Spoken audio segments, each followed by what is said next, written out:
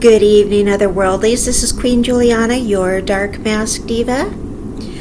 Alright, I'm going to talk about one of the many dark sides of pretty privilege, and this is when you have pretty privilege but you're in a relationship.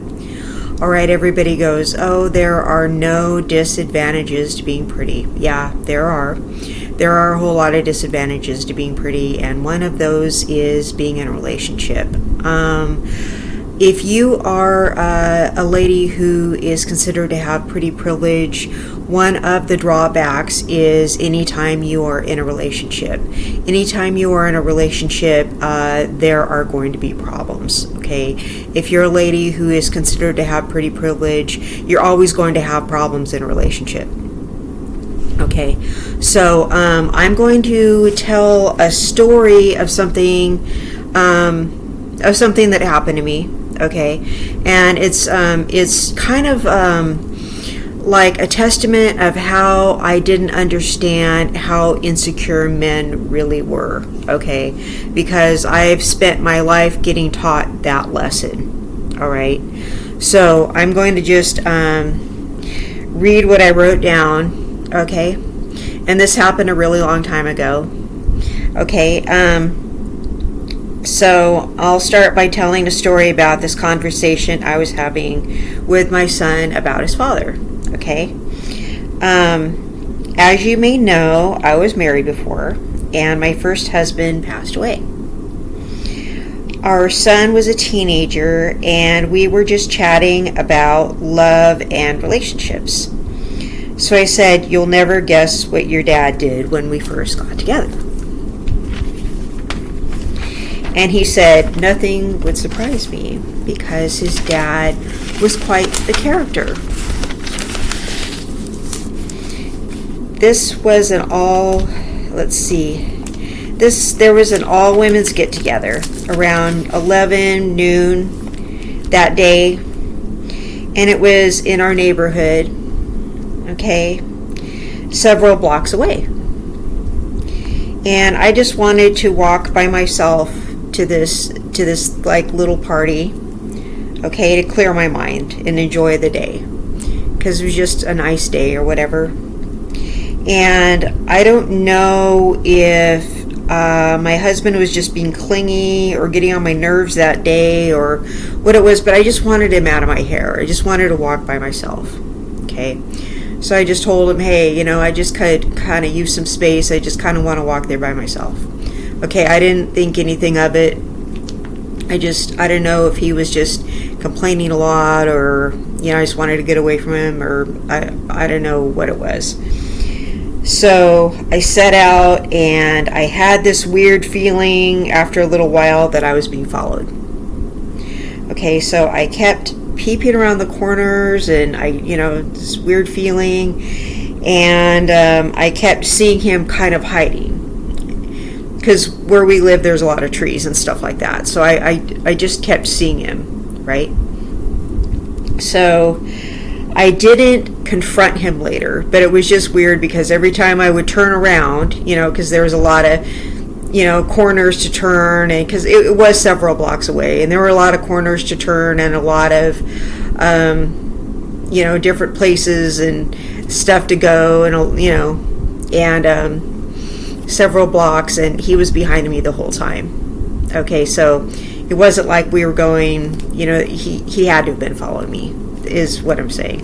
Okay, so I didn't confront him later. I asked him if he went to town instead, and he had some flimsy excuse.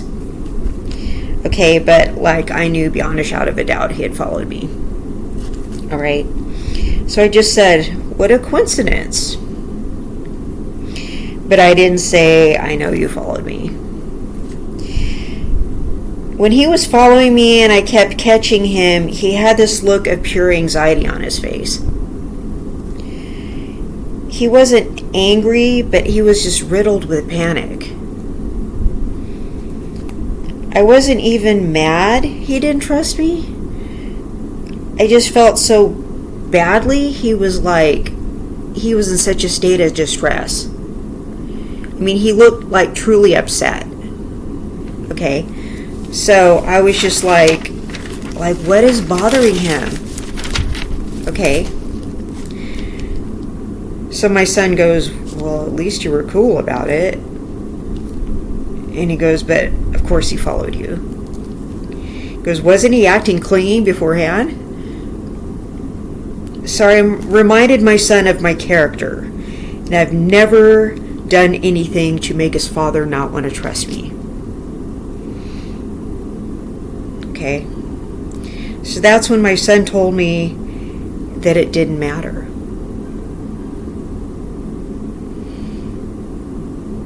And that, otherworldlies, was a bitter pill to swallow. He said,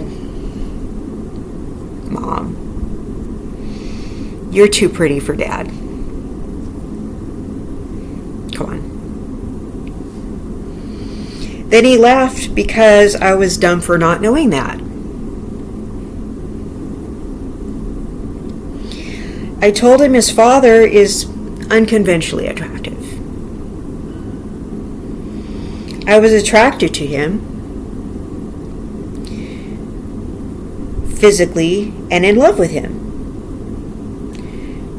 And I basically have a loyal character. I mean, I never cheated on the guy. I was always home. So I don't know where his head was at. Like, why he was thinking that. He had no reason to. It really doesn't matter how conventionally better looking I am, because I would never do anything to betray him. He said, that's not how guys see things. He said his father is always telling him that he's glad our son inherited my looks, and how much easier his life is going to be because of that.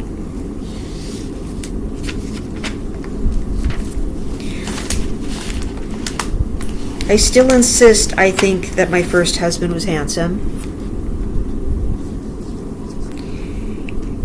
But I see things in a spiritual way where I like people for their personalities.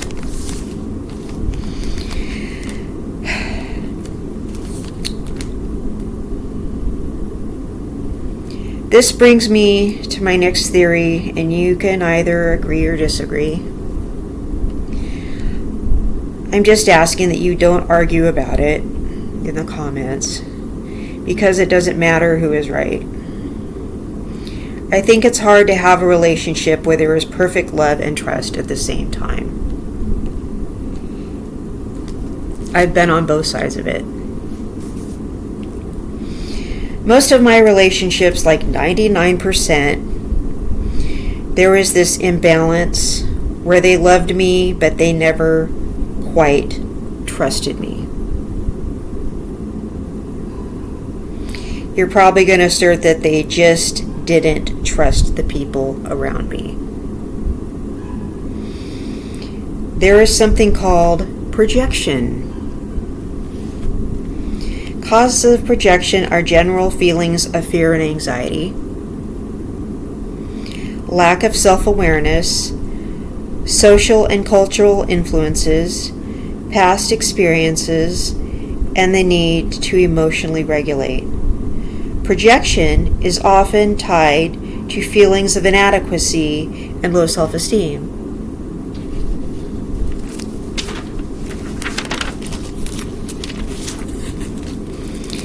Insecurity may come from attachment style, a personality disorder, living with anxiety, or not having emotional support. Tips to overcome insecurity. Confront your feelings. This might be the most important part of the video, you guys. Okay? Because what are most people? Insecure. Okay?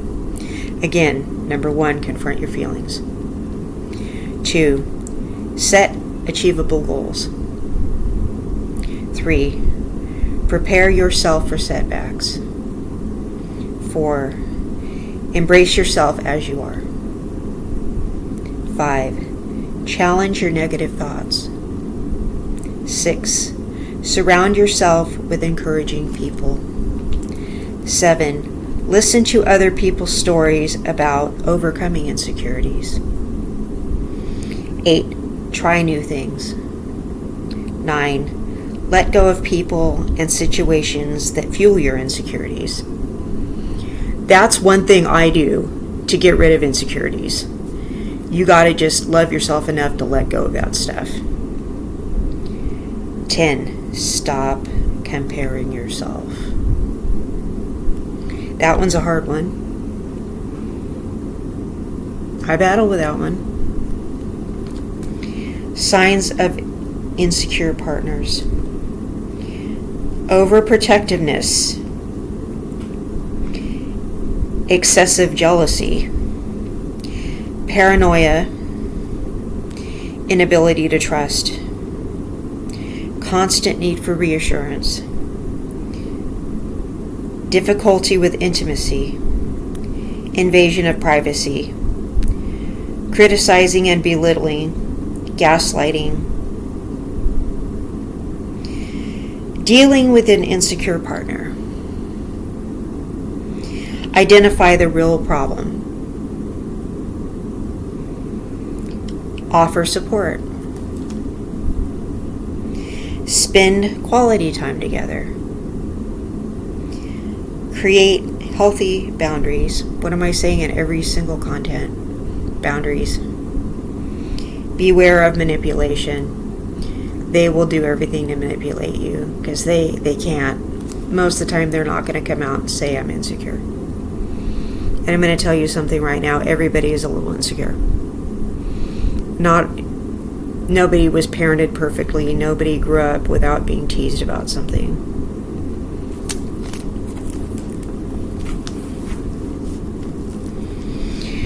So when you have pretty privilege, chances are there's always been some toxic, dark element around your life to set it off. Or rather, to offset it. Okay? So I've always had some dark, toxic thing going on in my life. Okay?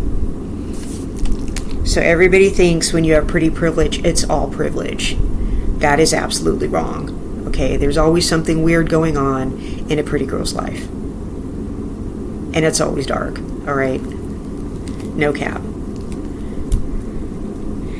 There are things girls and women have always had to be terrified of, irrespective of background or appearance, simply because we are born female. So I don't want anyone thinking I'm under the impression that I feel only certain types of crimes occur against better-looking types of women. Because it has absolutely nothing to do with what you look like. Those crimes happen to men too. They just aren't reported as frequently. It's anyone in a vulnerable position who can't get away, and they think they may not report it. That said, that's not what I'm referring to. I'm really not going to go down that rabbit hole on my show. That's not what my show's about, okay? And I'm only bringing that up since I viewed so much content where people assume assaults have happened due to a woman's appearance. It's more likely that men want to be psychologically abusive to beautiful women, if anything. And so do other women.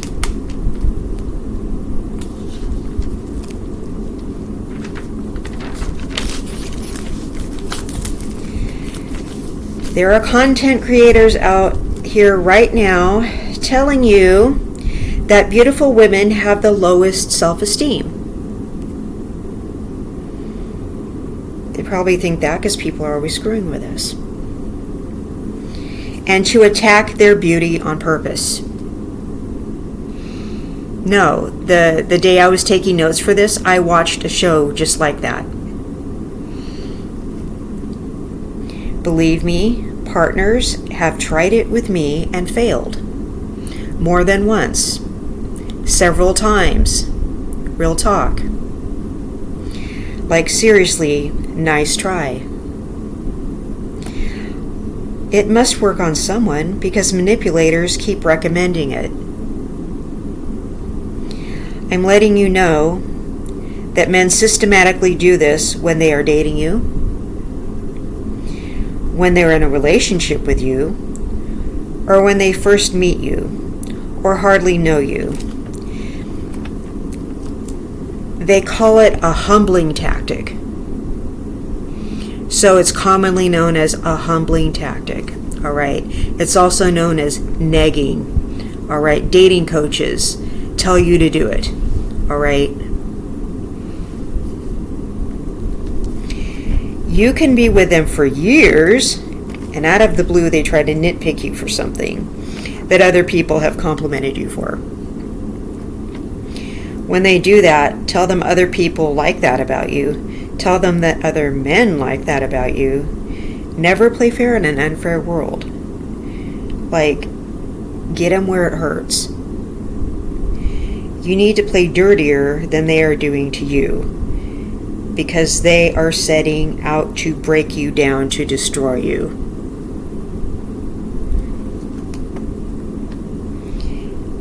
That's funny. Other men always compliment this trait about me. You're the only one who doesn't seem to like it. What's wrong with you? Put it right back on them where it belongs. Set out to rip a man apart when he does this to you, because he's trying to break your heart and diminish you.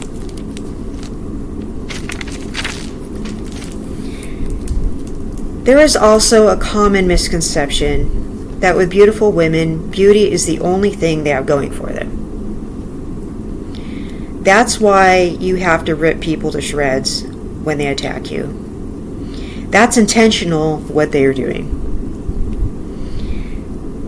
The thing about being beautiful is that you trigger everyone's insecurity if they had any in the first place.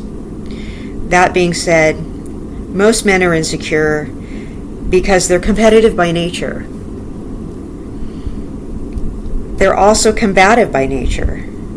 They're constantly being made to compare themselves to each other. So they're going to transfer it and become that way with you, instead of see you as the blessing you are to them. They are literally going to compare themselves to you rather than see you as their team player, like a healthy person. Who wants to get ahead in life? If someone wanted to get ahead in life, they'd see how this counterpart can be an asset. Okay, so remember, toxic people are synonymous with insecure people, all right?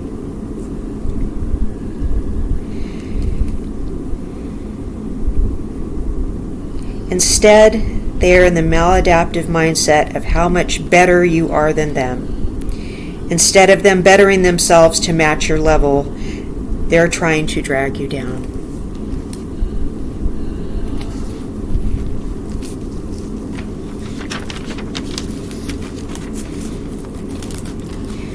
Besides trying to insult you for your imaginary flaws, and they may even go after things you're truly insecure about, so never tell them anything that actually bothers you. They will use it against you. That is some of my most solid advice, by the way. Never tell them your weakness. So remember, when you're first dating someone or in the first year with someone, don't tell them anything that really actually bothers you. Make something up if you have to. Again, I'm going to repeat that. Don't tell people what you're insecure about. Treat everybody you're dating like a possible enemy, all right? You'd like to be able to be vulnerable, but you can't. I'm sorry. It's just the truth. You might throw them off, pretend to be insecure about something, see if they bring it up later to trigger you.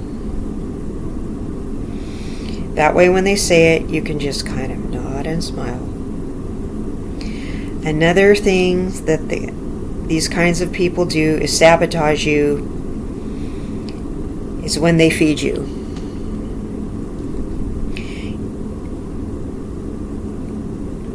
They want to make you unhealthy so you don't feel well. You become depressed, more dependent on them, and you aren't as productive. Of course, I'm going to mention the obvious, that you become less attractive to everyone else. There is the element of feederism, where they get to sabotage you, but they're also getting to unalive you, and you can't ignore that.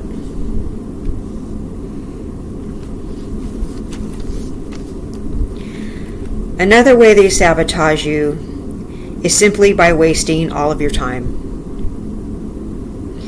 Ironically, they won't give you quality time or really add anything to your life, but they want to constantly be entertained by you.